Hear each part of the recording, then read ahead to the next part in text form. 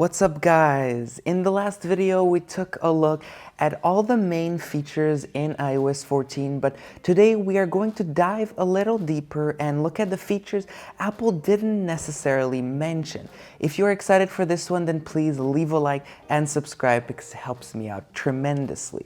So starting with widget settings, you can of course now add a widget. So let's say you add a widget of weather, for example. You click this one, you have the weather widget.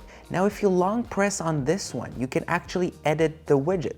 And so for example, in this weather one, you can actually choose which location you want. So let's say you want Los Angeles or Cupertino or whatever, you can select that and that's going to be your forecast now. So you can of course do this with any widget to customize it to what you want. Further, now you can actually add a widget, another one, let's say you choose another widget, add widget, and you can create your own stack. So as you can see, I just stacked these two together. So Apple only mentioned the smart stack, but you can actually create your own stacks, which is really cool. Now, if we head over into the settings and we go into accessibility and we go into touch, down here we have back tap. So now it's off. However, for double tap, you can choose any of these. So for example, let's say I want a back tap to open up Siri. Okay, so that's a double back tap. So now as I tap twice on the back, it opens up Siri, as you can see down here. Of course, you can also customize the triple tap, which is really cool, and you can customize it to whatever you want it to do. For example, you can make a screenshot instead of doing the pressy thingy, and that's really cool.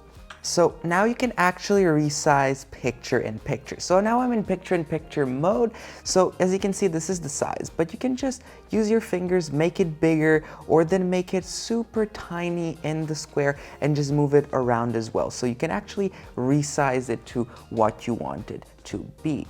So now in the Translate app, you are able to download the languages for offline use. As you can see, you can download these here. Now also the new thing is the conversation view. So if I turn my phone around, as you can see, we have the conversation view, and then it's going to use the language you're speaking in to detect in which language it works. Of course, this app is a little bit buggy, but this is how it will work then. Next up, a feature in iMessage, you are now able to search for emojis. So let's say I want the smile emoji. So let's say I want the heart emoji.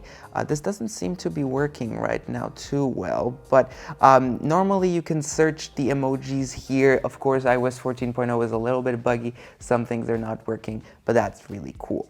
Now also the new thing here is the smaller Siri UI. As you can see, it's here on the bottom. It's super tiny. You can keep it here, or she can just be here, and then it shows you this super small display, which is really nice to have. Now in night mode, when you want to take a picture, it's going to show you the night mode gyroscope when taking long exposure shots, which will help you and make it easier to take the pictures without moving as much. So that's a nice feature as well. In FaceTime, now it supports 1080p video. It was 720p before, but now that has gone a little bit better. Of course, this feature will probably only be on the iPhones from 2018 and above. The next feature is actually in settings again. If you head over into FaceTime settings, now down here you have this new thing called eye contact, and the phone will basically make sure that you have direct eye contact with the other person, even if you're not looking directly at the camera. You know, when you take a FaceTime call, you're looking at the screen, not in the camera. So now it will actually use probably augmented reality or something like that to make sure you have direct eye contact. So the next feature is sleep mode. Sleep is now here, so you can of course set it up in Health app. So as you can see, it's going to set up a sleep schedule. It's going to make the do not disturb cover the screen. It will be really nice, as well as the wind down. However, this is mainly for the Apple Watch. However, you can set the downtime, of course, and the sleep schedule on your iPhone. And it also gives you the options to simplify the home screen during that time. So you can click next. As you can see, you set your sleep goal. As you can see, the whole interface is a little bit different, which is nice to have.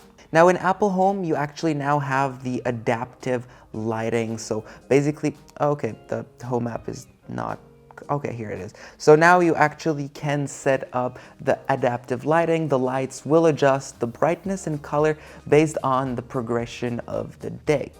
Now, another feature in Safari. So as you can see, we head over here, we click this, we can actually take a tracking report. So as you can see, we have the trackers right over here, and which ones are preventing them, how many websites have tracked this, and gives you some information. So you can access all of this from your iPhone as well. Over in the App Store, if we go and look at an app, for example, so let's go just select a random app, 7, the healthy workout.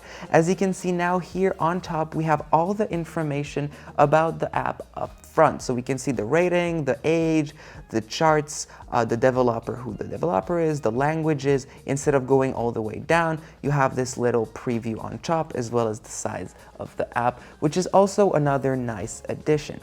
Well, these are just some of the features in iOS 14, the hidden ones that I've found. Of course, as I will find more of them by using the iPhone more and more during the day, I will show you more of them. Well, if you enjoyed the video, then please leave a like, subscribe, and hit the bell to stay notified when I release my next video. Also, if you missed my previous video, then please click the card shown up there. Okay, take care, and I'll see you in my next video.